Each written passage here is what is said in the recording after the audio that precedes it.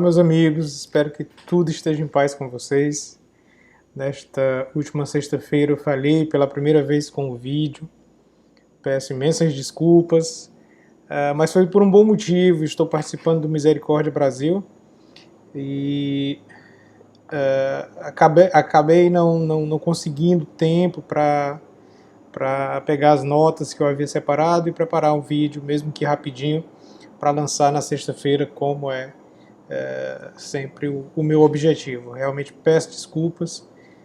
Vocês sabem aqui do meu esforço de tentar não falhar com esses vídeos nas sextas-feiras, mas infelizmente nesta semana não deu certo, tá bom? Peço desculpas e o motivo foi esse, tá? Evento maravilhoso. Hoje à tarde tivemos uma missa do padre Duarte Souza Lara, que por coincidência estive lendo nesses dias o livro Demônio, Exorcismo e Oração de Libertação em 40 Questões. Livrinho muito bom para quem está começando a estudar sobre demonologia. O livro é dividido basicamente em duas partes. A gente tem aqui um texto em que ele faz uma discussão moral sobre a religião e depois inicia-se com várias questões simples, né? E que ele vai com muita classe, com muita elegância, respondendo de forma muito direta e simples também. Então é um livro que é para qualquer nível de pessoa, para qualquer nível de conhecimento. É realmente um livro introdutório, um livro facinho de ler. As perguntas são muito diretas e as respostas mais diretas ainda, né? Como, por exemplo, por que existem alguns cristãos que negam a existência do demônio? Satanás pode causar todos os males que quer? Bom, são perguntas desse tipo, algumas até que são bem interessantes, né? Por exemplo, um cristão pode praticar yoga, um cristão pode recorrer à acupuntura, então ele vai, né? Um cristão pode recorrer à homeopatia. Então ele vai respondendo aqui um conjunto de dúvidas que eu acredito que são dúvidas que chegam normalmente, frequentemente até ele, e que ele resolveu então juntar tudo aqui numa obra e publicar. Ficou um livrinho muito interessante. Quem tiver interesse em demonologia, vou deixar o link aí abaixo do vídeo, tá bom? Muito, muito bom o livro, e a missa foi espetacular, maravilhosa mesmo. Peço desculpas, a iluminação está ruim, eu não estou em casa. Como eu acabei de explicar, estou em viagem.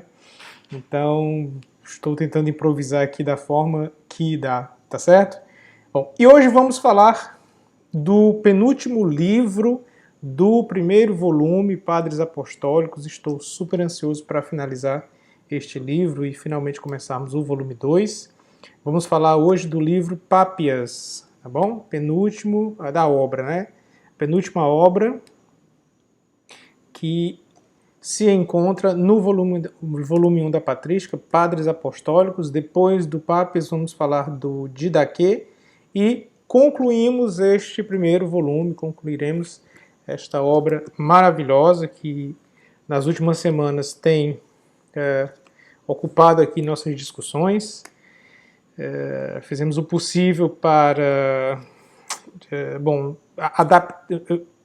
estou tentando ainda me adaptar a esse modelo, estou ainda tentando aprender. Infelizmente não tenho conseguido muito tempo para preparar melhor esses vídeos, mas enfim, continuo muito feliz com o número de visualizações. É realmente gratificante ver tanta gente interessada no trabalho que eu estou tentando desenvolver aqui com vocês, porque desde o princípio, como eu venho dizendo, o que estamos produzindo aqui é um estudo em conjunto, né? E é muito bom saber que tem tanta gente nos acompanhando. E tenho recebido alguns feedbacks e tudo, muito, muito interessante mesmo, tá bom? Mais uma vez gostaria de agradecer a todos que vêm assistir os vídeos, que dão like, que compartilham com amigos.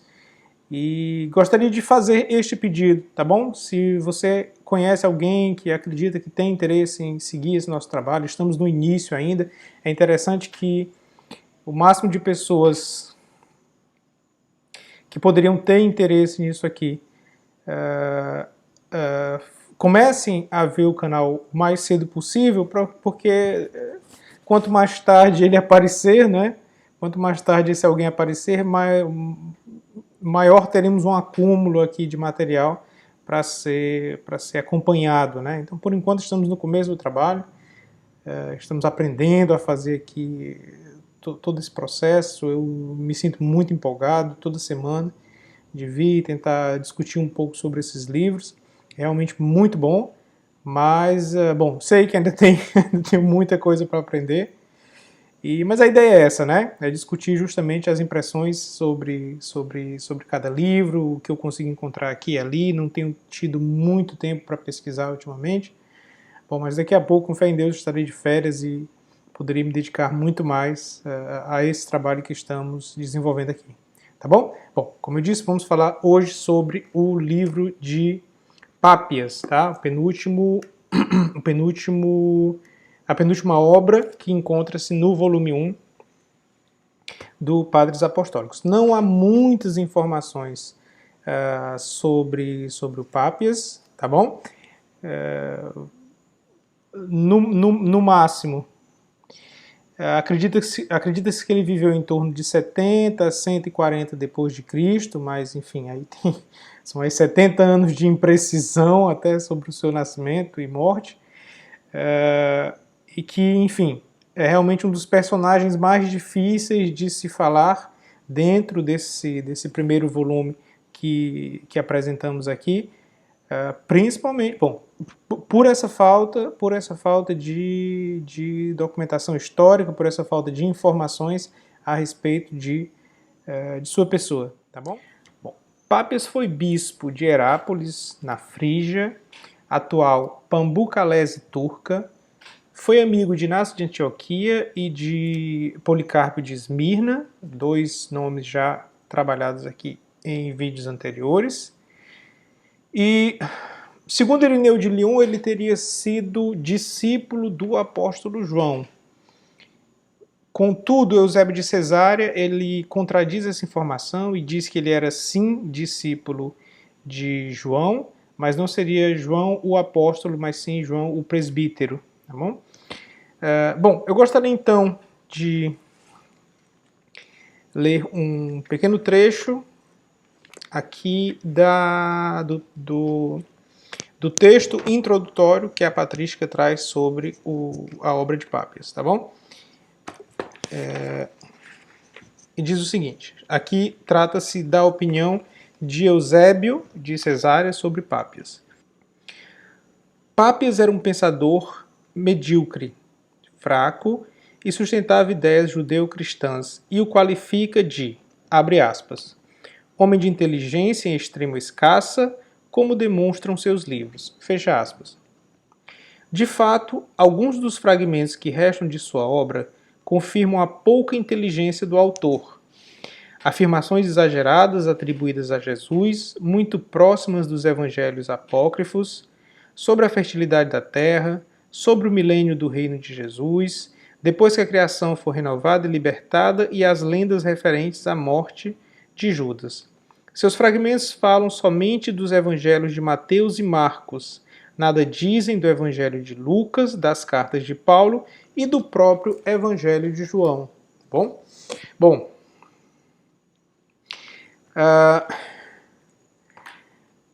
consegui mais algumas informações no mesmo livro que citei no vídeo passado, The Fathers of the Church.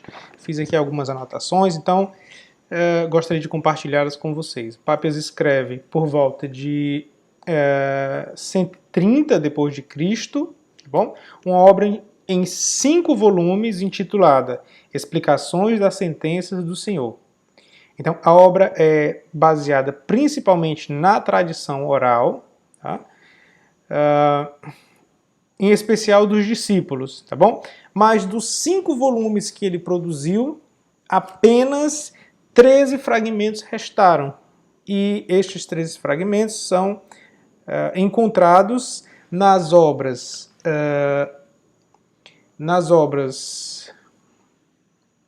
História Eclesiástica, de Eusébio de Cesário, tá bom? E Adversus Hereses, de Irineu de Lyon, ok? Então, e o que a patrística vai trazer aqui pra gente, como vamos ver daqui a pouco, são realmente são partes destes fragmentos, o que vai nos impedir de fazer um julgamento mais profundo sobre essa obra e realmente nos limitar dentro dessa discussão, tá bom? Bem, então sobre isso, o texto que acompanha o volume da patrística nos diz o seguinte: destes 5 volumes restam apenas 13 pequenos fragmentos conservados nas obras de Irineu de Lyon e de Eusébio de Cesário. Mas, em vez de tradição genuína, Pápias parece ter, segundo Altaner, abre aspas, apenas compilado prevalentemente escritos lendários e trechos de Apocalipse judaico, tardios, oriundos do ambiente dos presbíteros da Ásia Menor. Fecha aspas. Bom, então, com base ainda no que eu recolhi no livro Fathers of the Church, sempre esqueço o nome do autor, desculpa, do Drobner,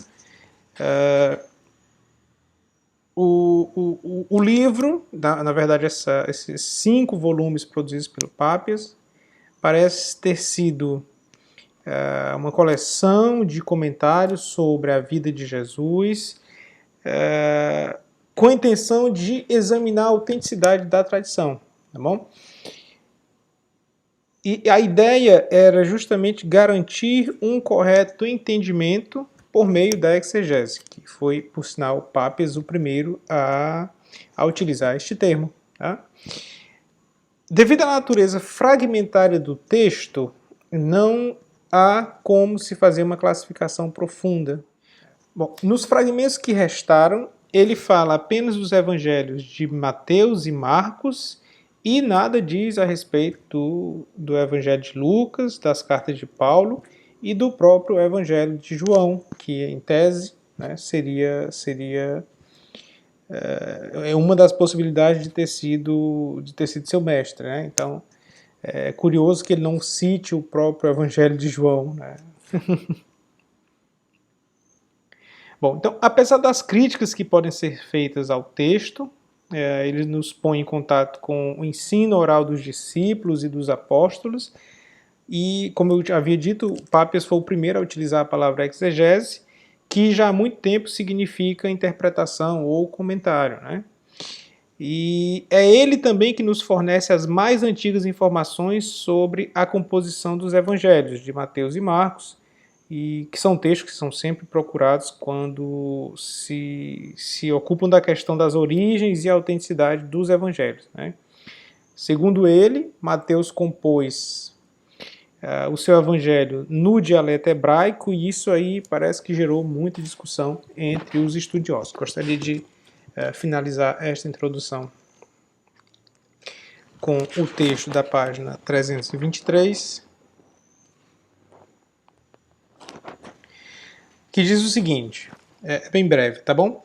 Para se ter uma ideia de sua obra, convém ler o prefácio que o próprio Pápias escreveu e que foi conservado por Eusébio. Abre aspas. Para ti, eu não hesitarei em acrescentar às minhas explicações o que outrora ouvi muito bem dos presbíteros, e cuja lembrança guardei muito bem, pois estou seguro de sua verdade. De fato, eu não me comprazia, como faz a maioria, com os que falam muito, mas com os que ensinam a verdade. Eu também não me comprazia com os que recordam mandamentos alheios, mas com os que recordam os mandamentos dados pelo Senhor, a fé e nascidos da própria verdade. Se acontecia por acaso vir alguns dos que tinham seguido os presbíteros, eu me informava a respeito da palavra dos presbíteros, o que haviam dito André, Pedro, Filipe, Tomé, Tiago, João, Mateus ou qualquer outro dos discípulos do Senhor. E também o que dizem Aristião e o presbítero João, discípulo do Senhor. Eu não pensava que as coisas conhecidas pelos livros não me ajudassem tanto quanto as coisas ouvidas através da palavra viva e permanente. Fecha aspas. Bom, como eu havia dito, falar sobre o que a patrística nos traz a respeito de Pápias é realmente muito difícil. Eu não me arrisco a fazê-lo porque, como eu posso até mostrar para vocês, tratam-se apenas de 3 páginas, 3 folhas, né? Dando um total aqui de 5 páginas, não chega nem se é 5 páginas. Então, realmente, há muito pouco. Dentro do pouco que há ainda falas do Irineu de Lyon, né, e do Eusébio de Cesárea, e há muito mais no texto impressões destes dois sobre o Pápias do que realmente os textos do próprio Pápias. Do que há aqui, eu não me arrisco a fazer nenhuma consideração. Foi um livro que da primeira vez que li, foram páginas, né? Foram páginas que da primeira vez que li, confesso que passei sobre eles sem muito interesse, dado esse caráter extremamente fragmentário apresentado aqui. E mesmo nessa segunda lida que fiz aqui para o vídeo, não consegui extrair nada que me parecesse interessante para comentar com vocês. Mas tínhamos que fazer esse vídeo. Acredito também, evidentemente, que pode sim fazer parte da minha limitação. Pode ser que algum de vocês encontre nessas páginas algo que seja interessante para uma discussão. Eu, evidentemente, cheguei a marcar uma parte ou outra no livro que me pareceu interessante, mas são frases que pareceram interessantes a mim, simplesmente, e que não nos traz um ensinamento curioso o suficiente para que fôssemos comentar. Apesar de que muito se comenta a respeito do milenarismo existente dentro da obra do Pápias, mas mesmo que se tenha aqui a respeito, é realmente muito pouco e que eu não gostaria de tecer quaisquer comentários a respeito desta obra. Peço desculpas. Contudo, ele tem sua importância, né? Tanto que está aqui, faz parte do volume 1. E que, enfim, apesar da pesquisa que eu fiz a respeito ter sido breve, a própria pesquisa não me trouxe nada que me parecesse tão interessante assim para prolongar esse vídeo a um extremo, tá bom? Contudo, o próximo livro que conclui este volume 1 do Padres Apostólicos é o Didaquê. Tá? É um livro que realmente temos muita coisa para falar a respeito dele. Evidentemente, teremos muito mais páginas aqui do que na presente obra. E sim, aí sim, o Didaquê temos realmente muitas coisas para falar, muitas coisas para discutir. Mas eu não queria faltar esta semana, né, e até aproveitei que foi um vídeo sobre um livrinho pequeno que eu poderia conseguir fazer aqui no intervalo dessa minha viagem maravilhosa. A todos que puderem, acompanhem o canal do Instituto Hesed. Está sendo um evento maravilhoso, amanhã será o último dia. E, bom, aos que não puderam vir participar pessoalmente, eu lamento, realmente está um evento maravilhoso, maravilhoso mesmo. E, bom, nomes de peso, como o próprio Padre Duarte Lara, que eu citei. E, bom, e que, enfim, está aí à disposição na internet para os que puderem acompanhar, tá bom? Amanhã, repetindo, será o último dia. Eu acho que vou deixar o link aqui no fim, abaixo do vídeo, para aqueles que quiserem dar uma olhadinha, que realmente vale a pena, maravilhoso, tá bom? Bom, enfim, peço desculpas pelo vídeo desajeitado, pela iluminação ruim, por não ter muita coisa a falar a respeito do livro, mas realmente são 5 páginas, não dava para discutir muita coisa. Realmente eu não consegui extrair muita coisa, mesmo na segunda leitura, peço desculpas. Mas enfim, tá bom? É muito bom continuar com vocês, apesar de que eu fiz um dia com atraso um vídeo, mas ainda é muito bom estar aqui fazendo esses vídeos e prometo que para a semana que vem teremos muito mais coisas para discutir, tá bom? Um abraço aí para todos, que Deus abençoe, tudo de bom.